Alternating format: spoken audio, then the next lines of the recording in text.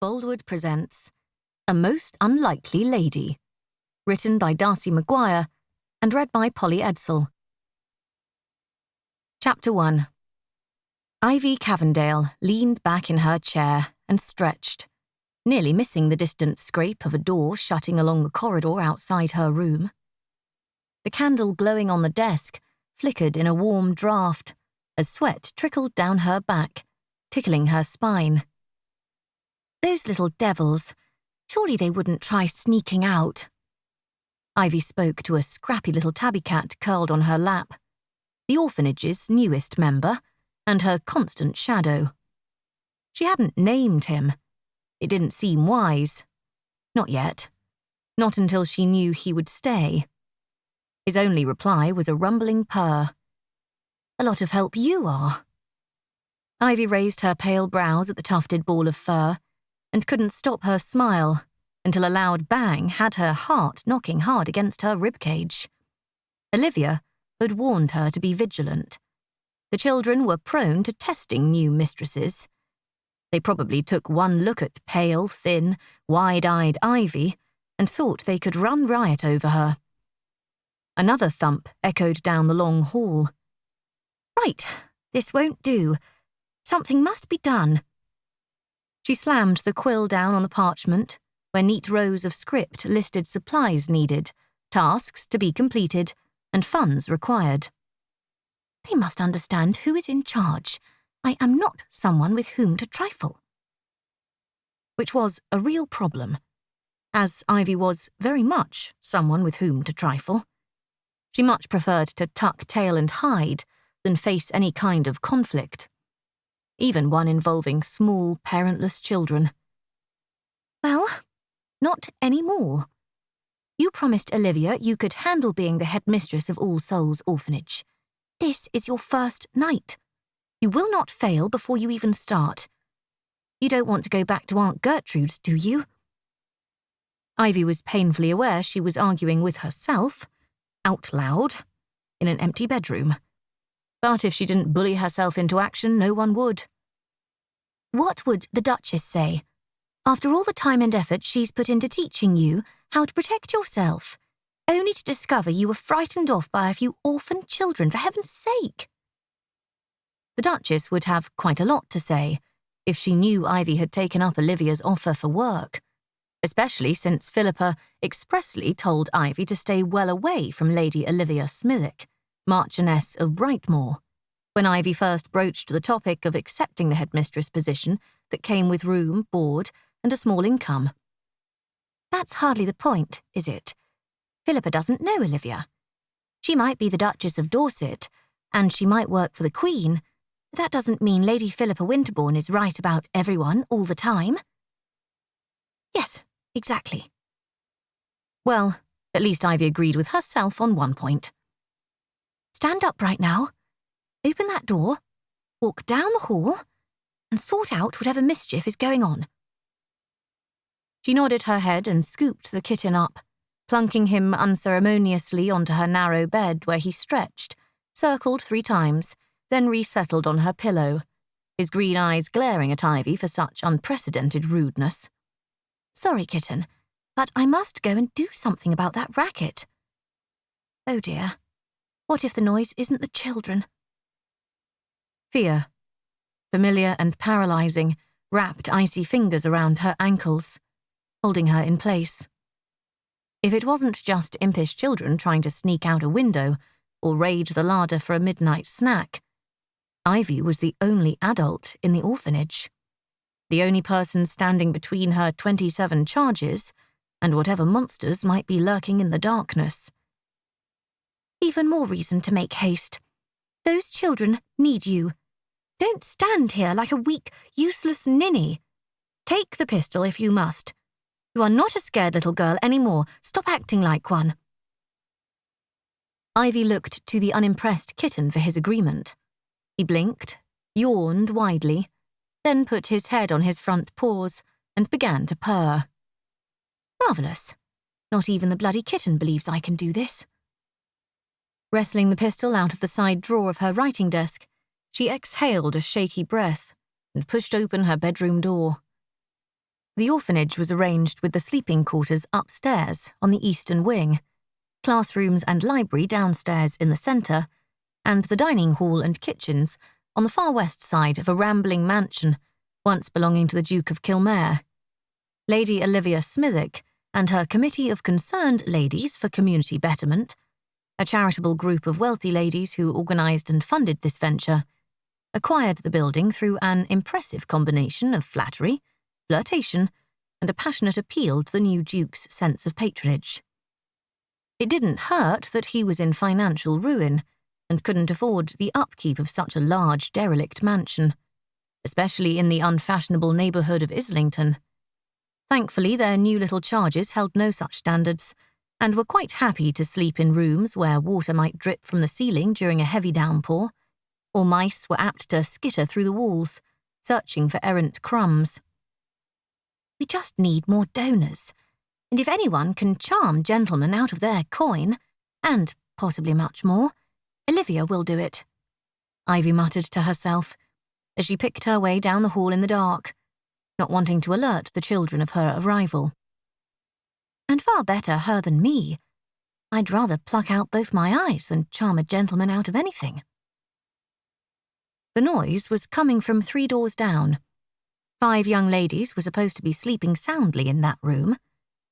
The children were housed in rooms of mixed ages, allowing the older children to lend a helping hand to the younger ones, with little tasks, like readying for bed. At 13, Sarah Turner was the oldest girl in room number 3, but the sounds of scuffling hastened Ivy's feet. She considered Sarah one of the more serious children, often seen with a ratty book under her arm, and a worried frown tugging her lips down. Hardly the kind of child who would allow mischief to occur amongst the younger girls in her room. Fear's bony fingers crawled up Ivy's spine, wrapping around her ribs and tightening in a painful squeeze. She clenched her jaw, forced air through her lungs, and pressed her ear against the smooth oak grain, trying to make out any voices. A wavering light glowed from the crack between the door and the floorboards. Someone had lit a candle. The timbre of harsh words was too low to be any of the girls. A man was in there. Maybe more than one. "Bloody hell, bloody hell, bloody hell!" She repeated the whispered curse like a mantra, willing the fear to release her lungs so she could scream if necessary. For all the good it would do. No one was near to help her except more orphaned children. So that just leaves me. Dear Lord, we are doomed. She was no hero. But as one currently wasn't available, Ivy would have to make do. She shoved open the door, her eyes wildly searching the room for any figure larger than herself. The pistol she gripped followed her gaze in a crazed arc. A young man in the clothes of a gentleman, with the snarl of a feral beast, stood in a half-crouch, his arm raised to protect his already bleeding head. Serious, bookworm, no-nonsense Sarah swung a fire poker at him. The young man grabbed the poker before it could crash into his skull again and pulled hard, tugging Sarah off balance. She dropped the weapon and stumbled forward. Before he could retaliate with a swing of his own, Ivy aimed the pistol just over the man's shoulder. She pulled the trigger, hoping to embed her bullet in the wall and scare the lunatic senseless. A deafening bang caused the young girls to scream as Sarah pressed her hands over her ears and dropped to the floor in a protective ball. Acrid smoke and the sour scent of sulphur filled the room. "Fucking hell!" the man bellowed as the poker clattered to the ground. He pressed his hand against his shoulder. Though his cloak was black and the sputtering candle flickered in the wind from the room's open window, Ivy could see thick crimson blood coating his fingers. The bullet had missed the wall and found a home in his right shoulder. Bother, I always pull to the left. A stupid, dull thought to have at such a time. Ivy couldn't let her mind spin away into panic, or she would be no good to the girls. This man was still a threat, even as blood seeped through his fingers. Footsteps sounded in the hall. Sarah slowly rose from her crouch, her attention fixed on the wounded man. Children spilled out of their rooms, seeking the source of such a terrifying bang. "Stay back, children!" Ivy spoke in a commanding tone she barely recognized. She felt the press of little bodies filling the doorway behind her. "Sarah, look at me, dear." Her voice was calm and firm when everything inside her quaked. Sarah turned away from the man, her owl-like eyes huge. Her chin quivered, but she pressed her lips together in a determined line. "Brave, sweet girl, I will keep you safe."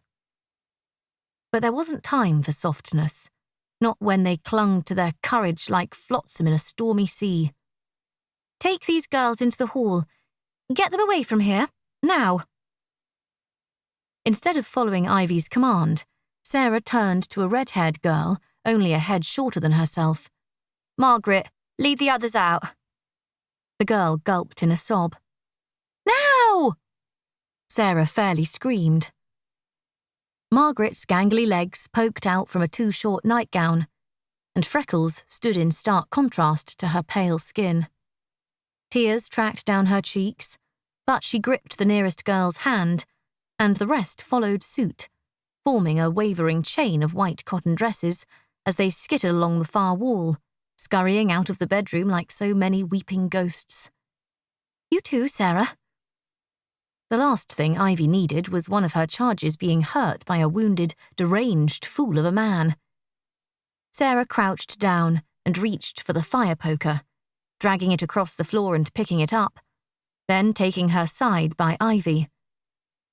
"I won't leave you, Mum. Not with him here."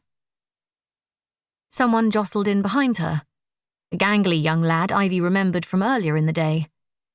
Henry something or other. He had gotten into a scuffle with one of the other boys in the schoolroom. Stuck in the vulnerable state between man and boy, he had height but no muscle, and was comprised mostly of sharp elbows and knobbly knees. "I'll protect you both." Henry's voice squeaked out the last word. Wonderful. A girl with a poker, a boy with delusions of grandeur, and a lady quaking in her half-boots. I'm sure the three of us will strike fear into the blackguard's heart. But there was no time to succumb to her doubts. Taking the poker from Sarah, she lifted it in one hand, holding the expended gun in the other. "You two stay behind me." And, like magic, they followed her orders without argument. The man's gaze flitted from Sarah to Henry and back to Ivy. Lurching forward, fresh blood seeped from the wound in his shoulder. He bellowed a curse and stumbled to his knees. His face went a ghastly pale green, and Ivy wondered if he was going to heave up his accounts all over the moth-eaten rug. She and her charges shuffled away from him and closer to the door. "Bloody fucking hell!" he gritted between clenched teeth. "What's your language, sir? There are children present." Again, a rather stupid thing to say, but Ivy wasn't thinking clearly.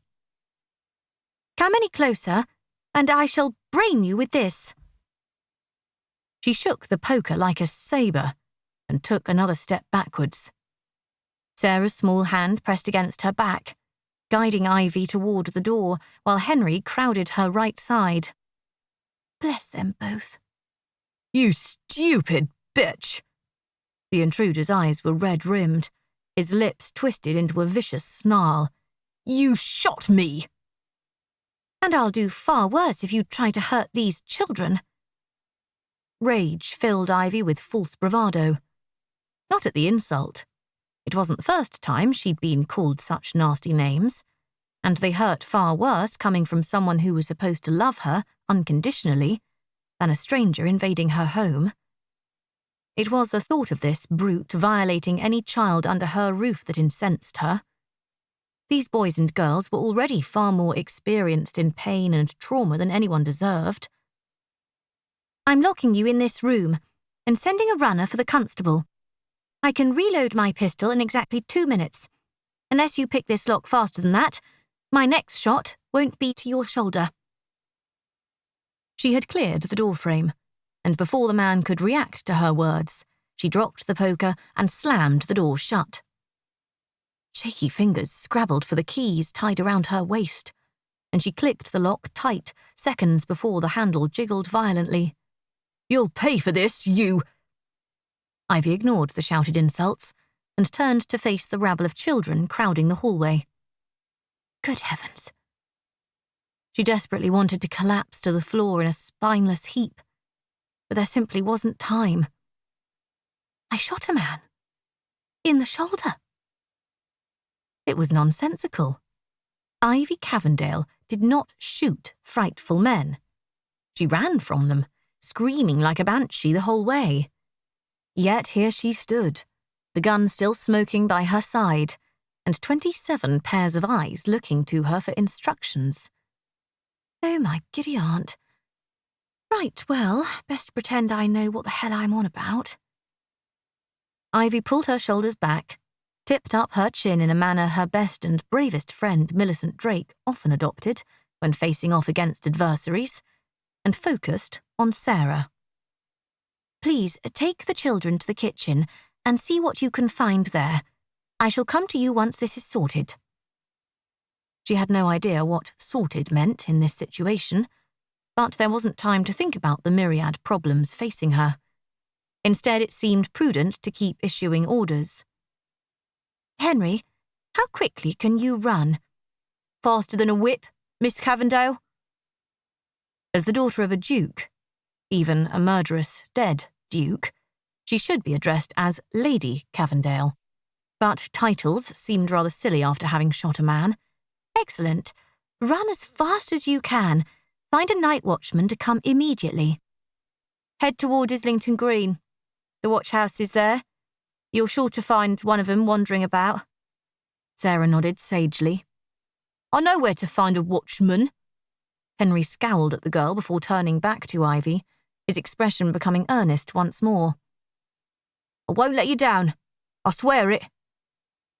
Sarah rolled her eyes, then turned and started directing the children toward the kitchen.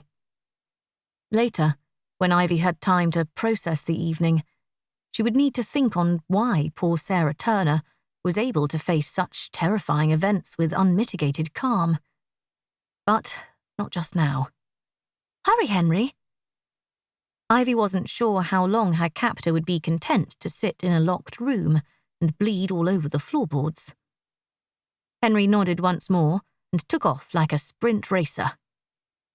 Hurrying back to her room, she found the box where she kept extra bullets, gunpowder, and cleaning supplies for her pistol. Hastily reloading, Ivy returned down the now empty hallway to stand outside her captive's door. We need servants, even just a few. Children shouldn't have to run for the night watchman when an intruder has violated the safety of their home. It was an oversight, an expensive one, but worth the investment, even at the cost of other amenities like candles and coal, and the wages of a certain headmistress. She could easily make do with just rent and board. For now. The man had stopped yelling curses and was deathly quiet behind the door. His silence was more ominous than the angry shouts. Dear God, what if he's lost too much blood? What if he's dying right now? If he dies, it is my fault. Or this could be a ploy to get me to release him. Perhaps she should open the door, just a crack, to ensure the man didn't need medical care. She bit her lip, and her silly soft heart won out. Crouching low, she pressed her eye against the keyhole. She could make out the window, opened the night sky, curtains billowing in the summer breeze, but nothing else. Her stomach rolled unsteadily. If the man did die, would the magistrate press charges, even if her actions were in self-defence? The beau monde would no doubt condemn her as the daughter of a mad duke following in her father's footsteps. But vicious gossip was something she could handle. A hangman's noose was quite different. Even if she didn't end up in Newgate, She could find herself in a sanatorium. But if he wasn't dying and she opened the door like a fool, innocent children might pay for her stupidity. No, I have my pistol. He wouldn't be rash enough to risk certain death. Unless he was confident she posed no threat. After all, Ivy was only a slip of a woman, shaking like a leaf now the children didn't need her to be fearless. Hardly someone to intimidate a man desperate enough to break into their orphanage. She dithered, something Ivy was particularly skilled at doing, and ran through every possible outcome. At the very worst, if the man did overpower her, the children were safe in the kitchen. Henry was fetching the constable.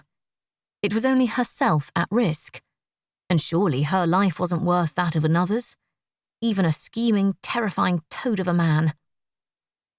I won't live with his death on my hands, she muttered. Then louder, You there? I have my pistol at the ready. Don't do anything foolish. I just need to make sure you aren't dead. If you could say something to assure me you are still alive, it would be greatly appreciated. Silence greeted her. Come now. Let's not be peevish. Even a groan will do. Still nothing. Drat. The curse seemed hardly vile enough, so she tried again. Damn! Yes, that was better. Far more worthy of a pistol-wielding lady. There was nothing for it. She couldn't, in good conscience, let the man die. Rattling the keys loudly, she pushed the correct one into the lock and twitched it back and forth, without actually unlocking the door. He didn't grab the handle and try to open the door. In fact, he didn't do anything. Most likely because he's lying in a pool of his own blood dying, from the hole I created in his shoulder. Bother! She forced out a long breath, then clicked the lock and jumped back, pointing her pistol at the door. Again, nothing happened.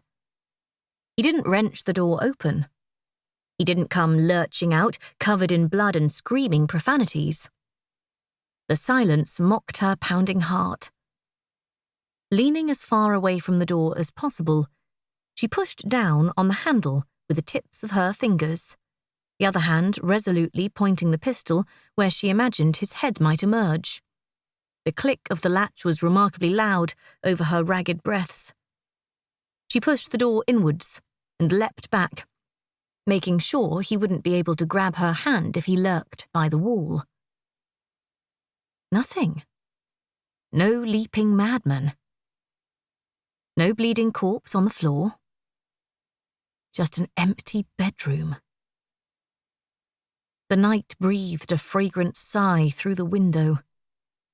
Ivy carefully entered the room, swinging the pistol to the shadowy corner at her left, then her right. The room was glaringly bereft of bleeding miscreants. Ivy let a choked sob escape as she lowered the pistol. The intruder was gone. Chapter 2.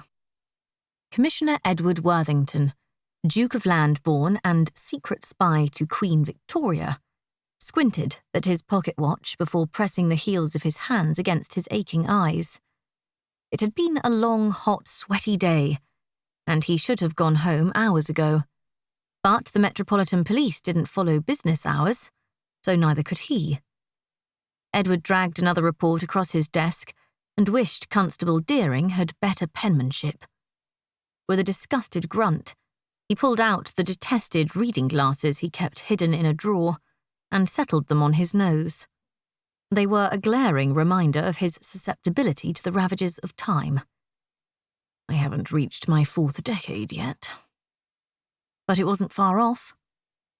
A swift knock preceded the head of his secretary poking into his office. The painfully thin man sported an equally slim moustache that could have been penciled on. His dress was impeccable despite the late hour, his brown coat buttoned neatly, snowy cravat tied in a simple knot, and waistcoat showing no signs of wrinkles or wear. Edward wondered if the man used lacquer to attain such a severe hair part. Swiping the dreaded glasses off his nose, he covered them with the poorly written report. "Yes, what is it, Redding?" His beleaguered secretary didn't deserve such a curt tone. It wasn't Redding's fault Edward was making no progress on his latest mission. Finding the devil's sons, a reprehensible brotherhood of lords, and bringing them to justice.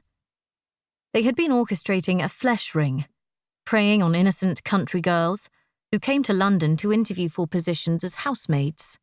The young women were drugged and shipped across the Channel in caskets. Upon arrival, they were forced into the worst kind of prostitution, with no power to refuse the twisted requests of the lords who bought them. It was Edward's responsibility to ensure the titled gentlemen responsible for these crimes were found and received the Queen's justice. A far swifter and more brutal sentence than anything Prime Minister Russell or the House of Lords would decree. Not that Edward could admit his affiliation with the Queen and her rebel band of vigilantes to anyone but Redding. His secretary had been with him far too long to maintain such secrecy. "As always, your manners set quite an example, sir." By rights, Edward should be addressed as Your Grace, but he had put a stop to such nonsense the moment his uncle's title was thrust upon him 8 years prior. He was never meant to inherit, but his cousin had always been a rash fool with more confidence than wit. In an ill-advised phaeton race, Cousin Cecil overturned his carriage, thus ending his short life of excess. Edward became the newest Duke of Lambourne, which was a bloody nuisance. He was proud of his work as Commissioner of the Metropolitan Police. It was a title he had earned through years of hard work and dedication, a stark contrast to the dukedom, which came from a stupid choice made by his pompous, infantile bully of a cousin. Edward never wanted the responsibilities of a dukedom, and he couldn't marry, so there would be no heir. Putting the fantasy of love aside long ago, he had poured himself into his work, fighting for justice. He wasn't about to give that up for the fussy life of a bloody duke. So he found worthy stewards for his 5 properties and continued as though nothing changed, including how his staff addressed him. "Why are you still here, Redding? It's past midnight. Go home to your cats." Edward returned his attention to the report in front of him. Redding had been working for Edward since his first day at 4 Whitehall Place, 15 years prior. He was quick, resourceful, and thorough to a fault. He was also the closest thing Edward had to a real friend, but that didn't stop their constant sniping at each other. "I was just leaving, sir, but a report has come in. About her." Redding's ears tinged red at the tips. Edward didn't have to ask who her might be. Lady Ivy Cavendale. A woman who rubbed against him like a scratchy wool jumper. Irritating, but also quite warm. He had several men assigned around the clock to keep an eye on her. Highly unusual behaviour for a man who never showed interest in any woman, and certainly not a disgraced wallflower like Miss Cavendale. Redding was far too professional to question his superior's judgment, but his ears told another story.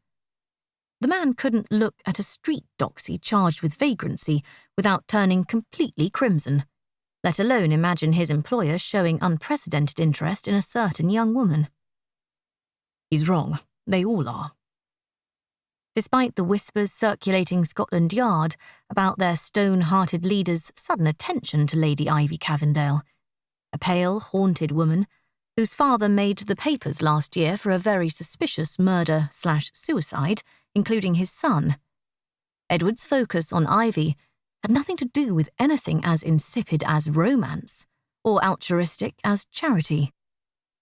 "It's the selfish hope of absolution for my unforgivable sin. But nothing can save a man guilty of murder, not even seeking justice against the devil's sons, which is what I should be focusing on, not her." the sadistic group of lords were led by 3 men known only as the Snake, the Wolf, and the Crow.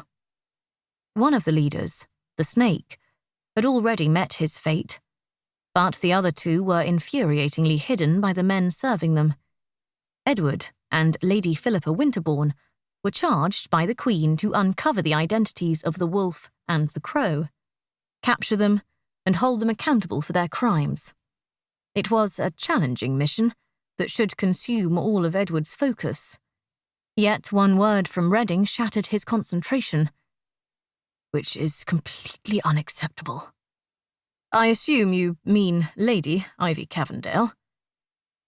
The pale-eyed, lithe woman floating somewhere in the shadows of Edward's mind, hovering like an ethereal creature, insubstantial yet impossible to dispel. The very one, sir. I know you were informed earlier today of her sudden move to the orphanage in Islington. A rather odd place for a lady of quality to live. Edward grimaced. He should have informed Philippa immediately of Lady Ivy's move to the All Souls orphanage, but there hadn't been time between reading reports, meeting with the constables from various boroughs, and establishing the crimes most worthy of the Prime Minister's private investigators. He planned on sending a note to the Duchess of Dorset the next morning. After all, how much difference could one day make? A whole bloody lot of difference, if something has happened to Lady Ivy. Spare me the commentary, Reading, and get to the point. Reading tugged on a crimson ear and swallowed, his Adam's apple bobbing like a boy in the waves. Right, yes, well, the night watchman reported a young lad came tearing out of the orphanage not more than an hour hence. Claims they've had an intruder. An electric current of alarm thrummed through Edward. He sat straight in his chair, the report in front of him forgotten. Intruder? What bloody intruder? Philippa is going to eviscerate me. I can't fail her, not again. Yes, that's why his heart beat an erratic tattoo against his ribs, not because he was worried about Ivy Cavendale. Why would I care about her fate? I hardly know her. His concern simply stemmed from the ill-advised promise he'd made to the Duchess months ago. It was right after the masked ball held by Lord William Rehnquist. The first night he met Lady Ivy Cavendale, and one he wouldn't soon forget. She'd kept to the shadows that night, hiding. Not realizing her efforts to evade notice only drew Edward's sharpened focus more tightly in her direction. Seeking hidden truths buried in the darkest of lies was the one talent Edward possessed. And something about Lady Ivy Cavendale piqued his interest, like a hound scenting the fox. He'd hardly had time to think about his awareness of her that night, as he was more concerned with capturing Lord Gartling, an esteemed member of the House of Lords from one of the oldest lines of bluest blood, a man also known to his sick brotherhood as the Snake. One of the 3 leaders in the Devil's Sons. The dead one. Philippa ensured the man faced immediate justice with a well-placed bullet to his chest after he attempted to murder Lord William Rehnquist's maid, Penny. She was now Lord William Rehnquist's wife, in a scandalous wedding between a maid and her marquis that the beau monde still tittered over. When the dust settled on that night 3 months ago, Philippa had surprised Edward with a visit to his home the next day at the unseemly hour of 8 in the morning.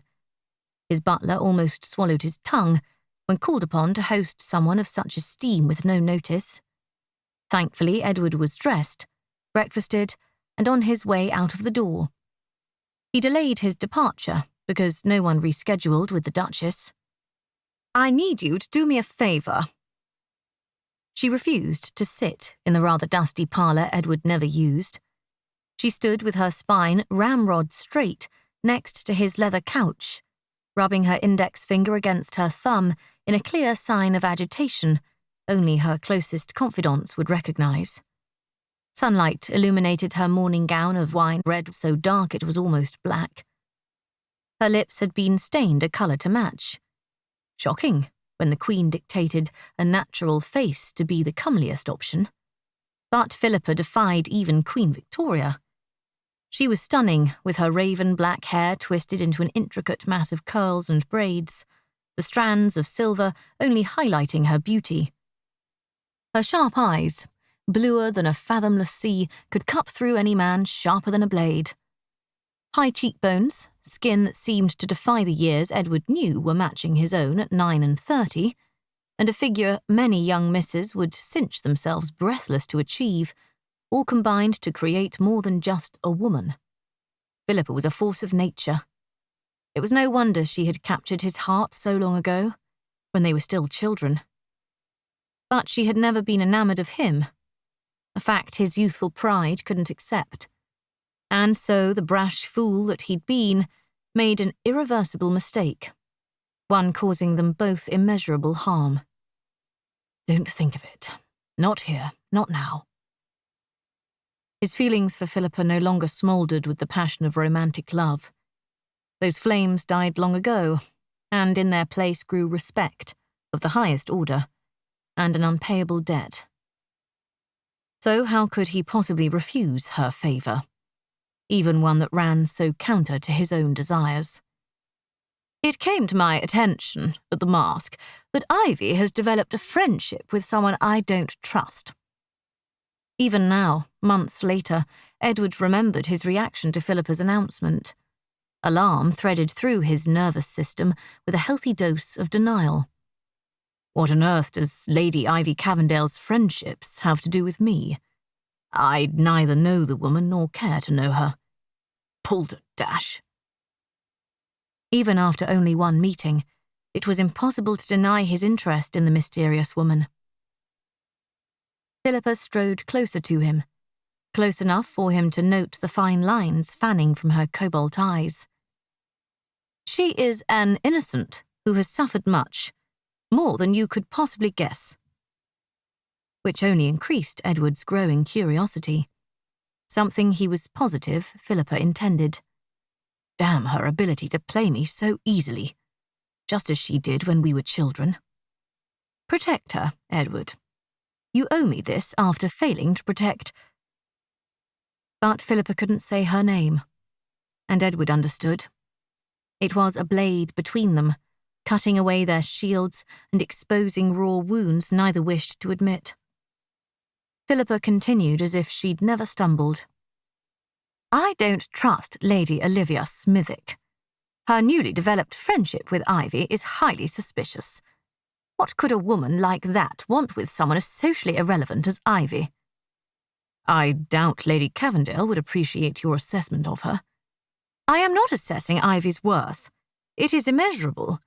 I am simply stating her position in the beau monde, a station based neither on her merit, intelligence, or abilities. Society is a poor judge of character. Which is my point, if you would only pay attention. Lady Olivia Smithick has captured the beau monde's regard and is basking in that power. So why would she waste her time considering Ivy as a viable friend? Her motives are corrupt. Shrugging, Edward refused to lend credence to Philippa's claims. Perhaps she appreciates the same qualities in Lady Cavendale which drew you to her. She snorted, a decidedly un-Duchess-like sound that reminded Edward painfully of the Philippa he knew from his youth. Doubtful. Ivy thinks Lady Smithick is just a harmless, wealthy member of the beau monde, devoted to charitable causes. But she's wrong. I've been around enough liars to recognize the shape and scent of one, even across a crowded ballroom. Lady Olivia Smithick is deceiving the beau monde, her husband and Ivy, but she isn't fooling me. Edward had noted Philippa's reaction to Lady Olivia Smithick at Lord Rehnquist's ball. While Edward had limited dealings with Lady Olivia's husband, the Marquis of Brightmoor, he was a respected member of the House of Lords. Lady Olivia had only newly returned from the continent, where it was rumoured her husband banished her, at least 10 years prior, for cuckolding him. Unfaithfulness might earn a woman like Olivia Smithick a certain tarnished notoriety, but she hardly posed a threat to Lady Ivy Cavendale's already ruined reputation. Still, Edward long ago learned the imprudence of doubting Philippa Winterbourne. If Lady Olivia Smithick had caught Philippa's interest, it did not bode well for the newly reinstated Marchioness.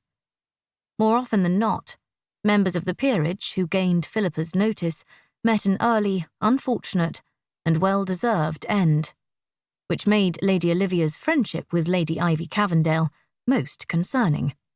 And a confounding puzzle. The two women couldn't be more opposite. Lady Ivy Cavendale dissolved into a crowd like mist, while Lady Olivia Smithick drew people's eyes as surely as a sparkling firework in the midnight sky. And yet, it was quiet, pale, private Lady Ivy Cavendale who plucked at Edward's curiosity like a violin string sending vibrations through his bones. And this was the exact reason he should stay away from the woman. What can I possibly do? Wade into the murky waters of female friendships and make Lady Ivy's connection with Lady Olivia a crime? Edward tried to keep his voice calm, steady, free of any inflection. After only meeting Lady Ivy once, he already found his thoughts diverted, and he could afford no distractions in their mission. Don't be an idiot. I need you to keep an eye on Ivy.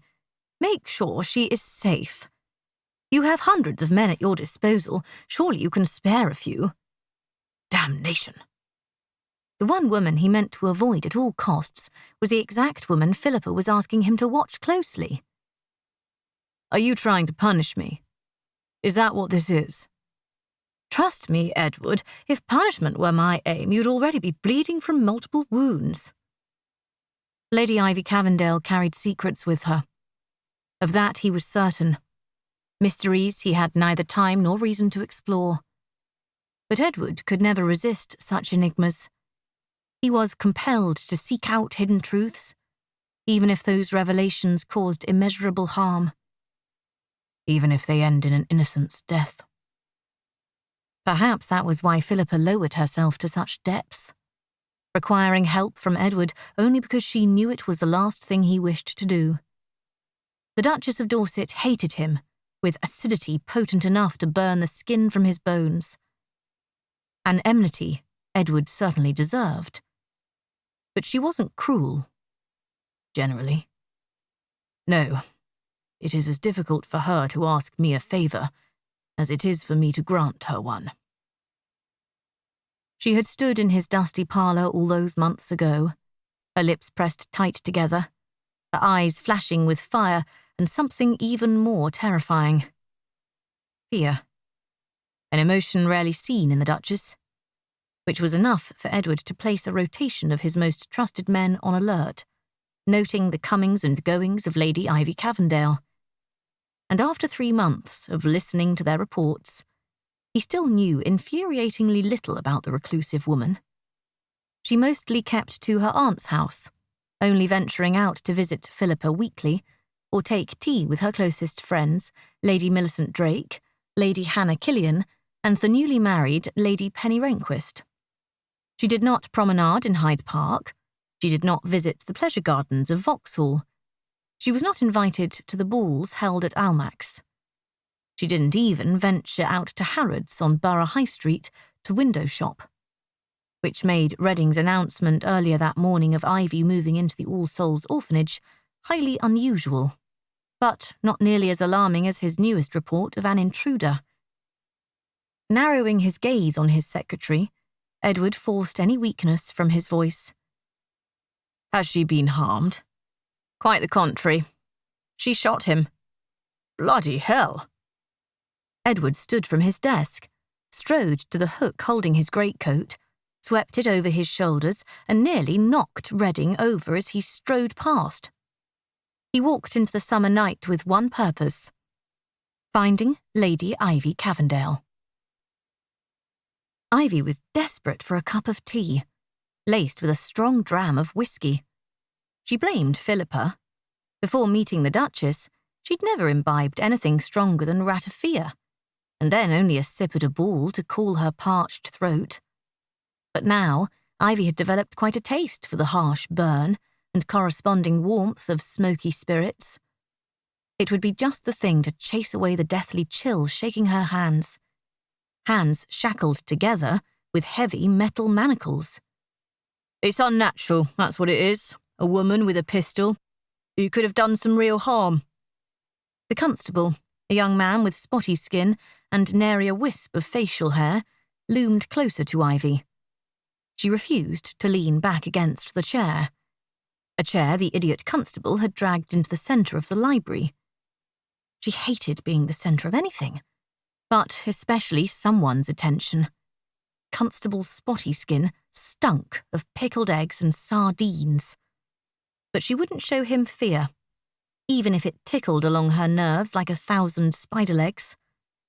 She must be at least 5 years older than the man, though he spoke to her like she was a particularly silly, stupid girl. At least the children are back in their rooms, safe and sound. The last thing she needed was for her young charges to see Ivy shackled in cuffs, shaking with fear as an arrogant young fool of a constable accused her of being nothing more than a hysterical woman. Yes, well, he did break into the room of 5 young girls. Perhaps the one guilty of harm was the intruder. Ivy's voice shook, and tears threatened. I will not cry. If only her voice were stronger. If only she was stronger. But she had learned the danger of men in positions of power early in life. The ones meant to protect were often the most dangerous. So she spoke in whispers when she wanted to shout until her throat hurt. Don't be weak in front of him. He'll only attack. Allegedly. This mysterious disappearing man allegedly broke into the room, the constable said, looking over at the night watchman. Bleeding girl. Can't believe a word she says. Delicate creatures, ladies. You put them under stress, roles of leadership like this. It's no wonder she's gone loony, making up stories. These poor children need a man here to keep their heads out of the clouds. A headmaster who won't let fancy run free. Not some balmy bit of a skirt filling their minds with wild tales of a spring-heeled Jack leaping into windows. The watchman winked at the constable and nodded, his gaze flitting to Ivy as his lips tilted in a sly smile. He leaned against the door, crossing his arms over a thick chest. Me dad always said there's nothing more dangerous than a spinster putting on airs. She probably saw the wind in the curtains and imagined a spectre in the night. The constable nodded, his sharp chin cutting through the air. Too many of them, penny dreadfuls. Rotting poor girls' minds. It's a wonder we let them read at all. Too much thinking is dangerous for a woman's weak constitution. Enough. If I was wrong, then it seems rather daft of you to put me in shackles for shooting at nothing. Do you think my imagination conjured the blood spattered all over the floor? Or my poor delicate brain somehow convinced 27 children that wind and curtains lurched across the floor with a poker, screaming profanities? Mayhap my fragile constitution is to blame for the broken window in Sarah's room, or her recollections of the man trying to bash her head in, or Henry's testimony, who stood next to me as the man nearly... The crack of the constable's hand across her cheek startled Ivy into silence. She'd never been hit before. It was shocking and painful, sharp, hot, infuriating. Her head snapped to the side. But she didn't shatter. She didn't break. Oddly, her fear crystallized into something hard and bright in her chest. How dare he? The question in her mind was spoken with Philippa's crisp diction. But she quite agreed. Returning her gaze to the constable, she raised her brow. Before she could give words to her thoughts, the man disappeared. One moment he stood in front of her, his arm raised. The next he was thrown into a wall with a terrifying crash. Dear Lord, another intruder. This one is even more angry than the last. It was a nonsensical thought, But so was the vision of Constable Spottyskin crumpled on the floor as a large man slammed his fist into the poor man's face. His nose made an audible crunch as a wave of blood flooded from it. The brute attacking the constable didn't stop. He continued to rain blows as Constable Spottyskin covered his head with his arms. The attacker was turned away from Ivy, so she couldn't see his face, but she didn't need to discern his features to know he was a beast. A madness washed over her as terror turned into rage. What is wrong with these men? The night watchman was no help. He had uncrossed his arms, but just stood there, wide-eyed, watching the violence unfold. Again it was left to Ivy to do something. Really, I am not the right woman for this job. But no one else was going to come to the constable's rescue. Letting the anger fill her voice with strength, Ivy stood from her chair. "Stop it! This instant!" The man froze. Well, that's something then. Twice in one night, Ivy had issued orders with no expectation of those orders being followed. Twice, she had been surprised. His back expanded and contracted with huge breaths. He was tall, at least a head taller than her, and Ivy was not short. He was also frighteningly large. His back stretched the beautifully tailored jacket he wore to its limits. Wide shoulders, thick arms, powerful fists covered in blood and clenched at his side. When he slowly turned to face her, Ivy took a startled step backwards. "Commissioner Worthington. He can't possibly be the commissioner." The few times she'd seen the man, he had been the picture of a calm, cold, controlled gentleman, and yet she would recognize his features anywhere. Aristocratic nose, high cheekbones, sharp jaw. His raven hair, usually combed to perfection and sprinkled with silver at the temples, fell over his brow in shocking disarray. Probably from all the exertion required when beating a man. The very idea should have sent Ivy scurrying from the room like a terrified church mouse. She did not appreciate conflict, physical or otherwise. At least she hadn't. But Philippa's influence over Ivy must be extending beyond her new appreciation for whiskey. She had been training with the Duchess since Millie's wedding nearly 6 months prior. At first, it was solely to improve her skills in self-defense, but most recently, Ivy had begun to enjoy the combat. As her skills improved, so did her appreciation of the form and athleticism required to overcome an opponent. There was a gratifying sense of power derived from landing a well-aimed punch or hitting the centre of a bullseye with her pistol. Of course, she wasn't sparring with a man. Maybe that helped. While Philippa was a skilled and intimidating combatant, she was still a woman, and someone Ivy knew would never really hurt her. The lessons had become a bright spot in Ivy's week. Surprisingly, she was rather good at fisticuffs with her lean body, steady hand and stubborn determination to continually improve. She had no hope of becoming as fearless as Hannah or as courageous as Millicent, but at least she could keep herself safe without putting others at risk. Tonight had been the first time she was called upon to use her skills, and while the whole ordeal was horrifying, she was quite proud. She hadn't fallen apart. Yet. "Lady Ivy, please accept my apologies." Commissioner Worthington executed a curt bow. His voice, rough and dark like summer thunder in a midnight sky, was in complete opposition to his words and demeanour. One never would have guessed the commissioner was pummeling a man with his bare fists not moments before.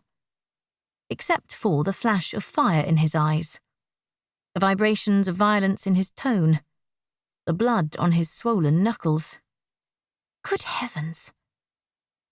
"I rather think you owe your apologies to the constable." She glanced at the man who was trying to roll into a seated position with some help from the night watchman. Commissioner Worthington didn't even look at him. "He hit you?" "Yes. Well?" Ivy was suddenly very aware of the commissioner's proximity to her. She took a tentative step backwards.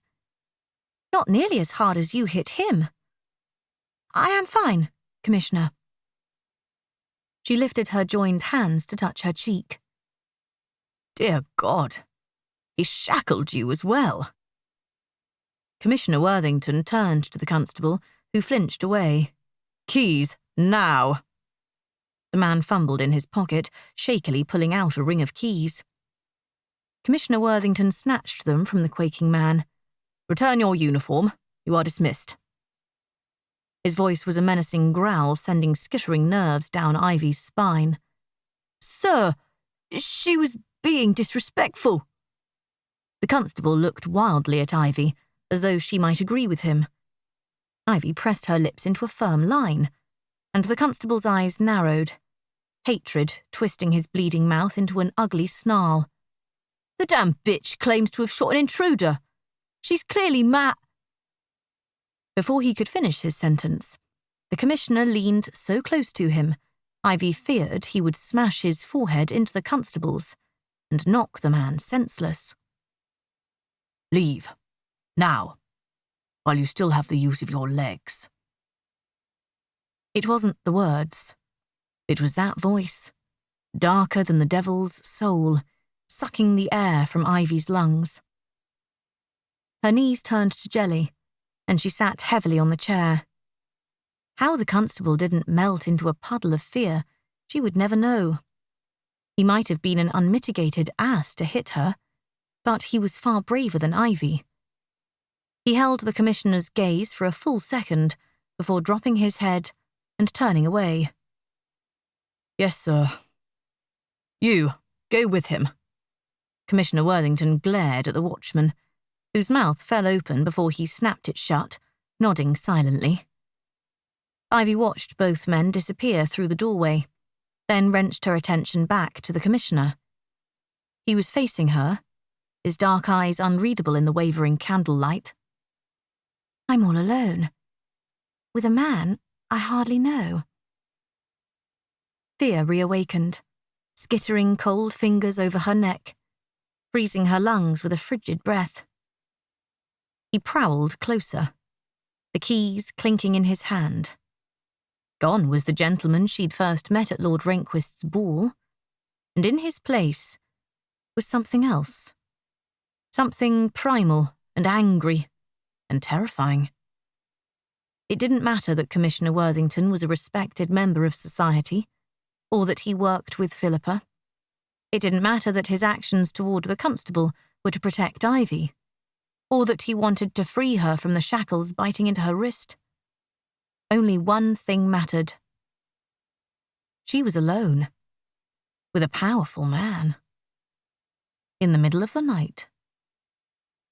The fear she carried with her as close as her own skin skittered through her mind, chasing out every rational thought. Please, don't come any closer. Gone was her commanding tone. In its place was the whimper of a wounded creature. Ivy was a fool to think she could protect herself against a man like Commissioner Worthington. Despite her training, her newly developed skills, and her fleeting rage, she was still just a fragile, weak, vulnerable woman in the presence of a far more formidable predator. Chapter 3. The molten rage burning in Edward from the moment he walked into the library and saw his constable smacking Lady Ivy froze in his veins like raindrops in a frigid wind. He stood completely still. The terror in her gaze was something Edward knew well. He'd seen it in countless victims during his 15-year career. Whatever caused her to transition from fearless protector to frightened prey mattered less than what he could do to reassure her she was safe. But the desire to uncover her secret hurts and vanquish those responsible for them washed through Edward like a rogue wave. Not now, later. I won't. Not until you tell me. He kept his hands in front of him and crouched down on his haunches, making himself as small as possible. When you're ready, I want to unlock the manacles. Ivy's wide eyes darted from his face to his hands, where the keys glinted in the dim light. She swallowed, her elegant throat constricting. Blonde hair, so light it was almost silver, fell around her in a shroud. While her skin was always pale, it looked porcelain in the candle glow, save for the red mark of the constable's hand. Her wide mouth was pressed tight together. She was stunning, but fear tightened her features into something fragile. Edward was keenly aware of how easily this strong woman might break if he wasn't careful. "I'm not going to move any closer, Lady Ivy. When you're ready, reach out your hands, and I'll get you free of those." He held his breath, waiting. A tear tracked down Lady Ivy's cheek, and she dashed it away with her shackled hands before sniffing. "I am not crazy or stupid. A man came in here and was going to harm the children, I swear it." Edward nodded his head slowly. "I believe you." Ivy took a shuddering breath. "You do?" She didn't believe him, and why should she? He had done nothing to gain her trust, barreling into her home and beating a man like some lawless barbarian. "Yes, I would like to hear what happened, but not while you're in those." He nodded to the cuffs. Lady Ivy swallowed, then pressed her lips together. "All right." She held out her pale arms. Something inside Edward's chest cracked. She was terrified, but she reached out anyway. "You may unlock these, please?" She sniffed loudly, her cheeks and neck becoming stained in blotches of crimson. It was akin to watching paint bleed onto canvas, and Edward was mesmerized, curious what patterns might emerge. He carefully wrapped one hand around her forearm to hold it steady, noting how she stiffened, her shoulders hitching closer to her ears. Her skin was warm and petals soft in his rough palm. He fit the key into the lock and turned it. The click was deafening in the quiet room, but not as loud as her breaths. Pulling the metal open, Edward helped free her right wrist before repeating the process with her left. Peony and rosemary surrounded him, a unique blend of sweet and earthy. He pulled the scent into his lungs, not wanting to exhale. Pale blue veins created a network of trails beneath her skin. He traced one with his finger before he could think better of it. Lady Ivy inhaled a sharp breath. He glanced up, and her crystal eyes were almost eclipsed by black pupils. In another woman, he might assume it was desire, but passion wasn't causing the pulse at her throat to beat so wildly. He pulled his hand back. "Forgive me. I wanted to ensure you were not harmed. If shackles are fastened too tight, they can create sores." Edward lied. He never lied. But how could he admit the spiderweb of vessels carrying blood throughout her body was as beautiful as a butterfly's wing? Delicate and vital. He had reached to touch it with the same thoughtless wonder as a child reaching for open flame.